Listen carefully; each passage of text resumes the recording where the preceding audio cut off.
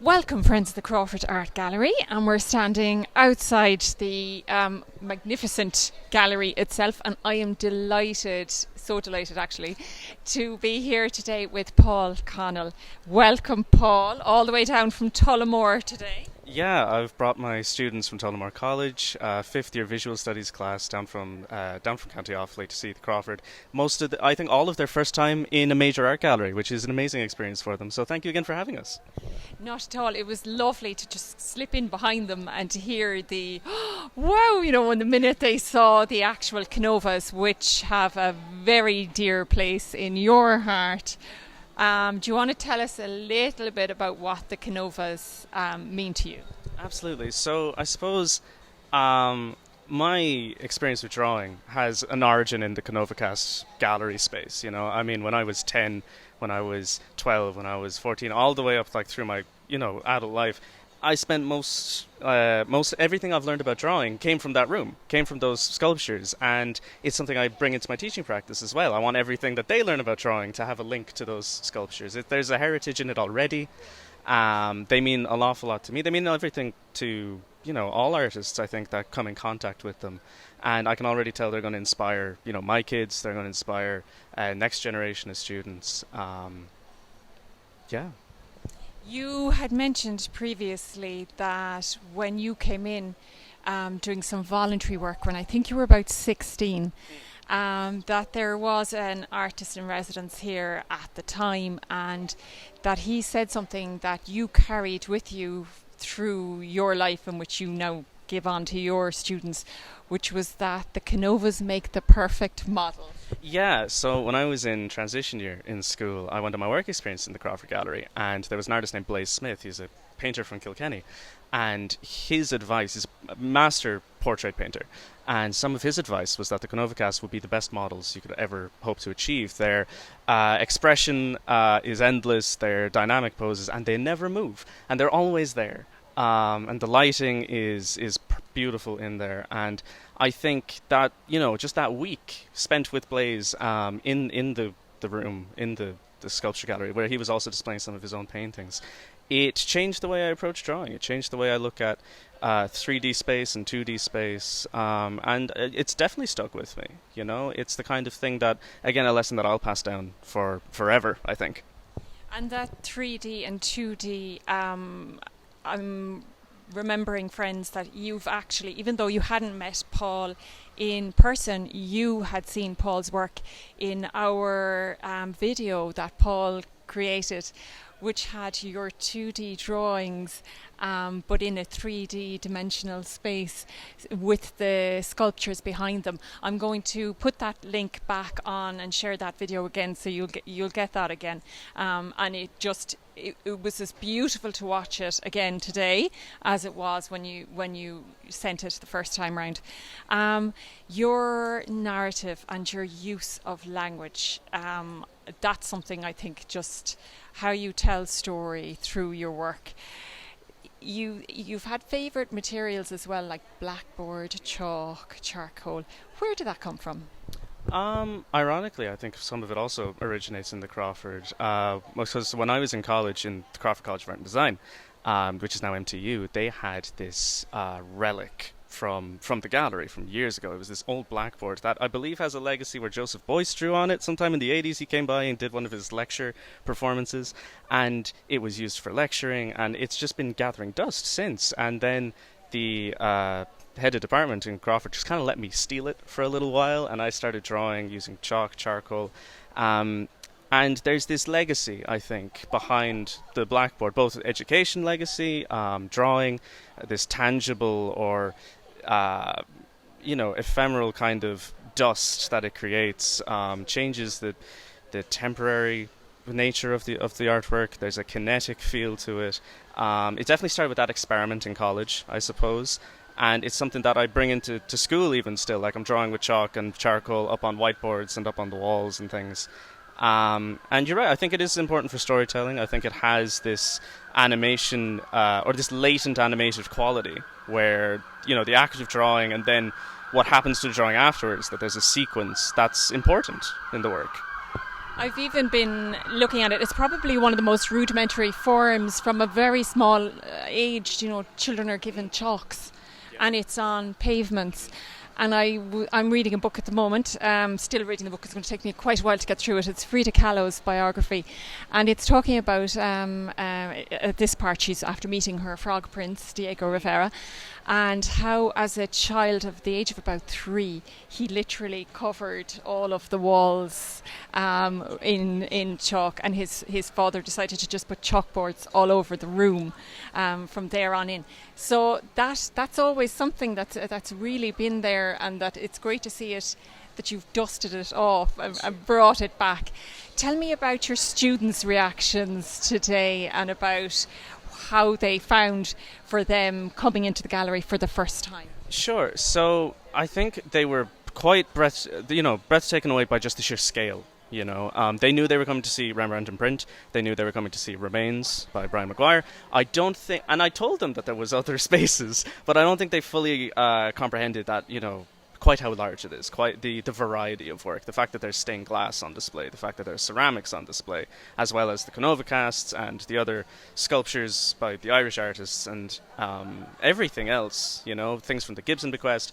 It's a bit overwhelming, I think, sometimes. It's, like I said, the first time for most of them in a major art gallery, in any art gallery, I think, for the vast majority. And there isn't an equivalent space for the visual arts, I think, in their own community. So sharing this with them, it's like a 2.5-hour bus ride away, but I think it's meant the world to them already. Seeing some of the things that they're learning about in class already. So visual studies is the new syllabus for Leaving Cert, has a large emphasis on the contemporary art world and balancing an appreciation for that with the historic.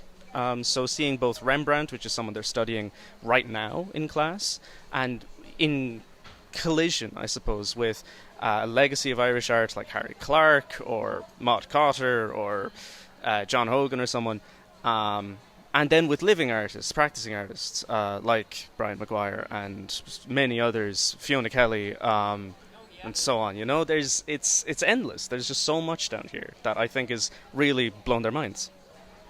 You mentioned Fiona Kelly just there, and I was thinking of Fiona Kelly, funnily enough, just before you mentioned her, and it was to do with chalk dust, and it was to do with what Fiona Kelly is actually doing with bitumen dust. Incredible. Have you? We got to talk to Fiona Kelly. We got to chat, figure out what she's doing, going into sites, using materials in a way that is just mind-blowing, really, I suppose, from an environmental point of view. She's using materials and she's drawing with the dust, the bitumen dust. I don't know, I think it's incredible to see where we're able to take it now, what we're able to do now, what our thinking, how even still, it's still evolving all the time. Yeah, I actually met Fiona for the first time earlier this year. We taught an online course together over the summer, and her work is phenomenal.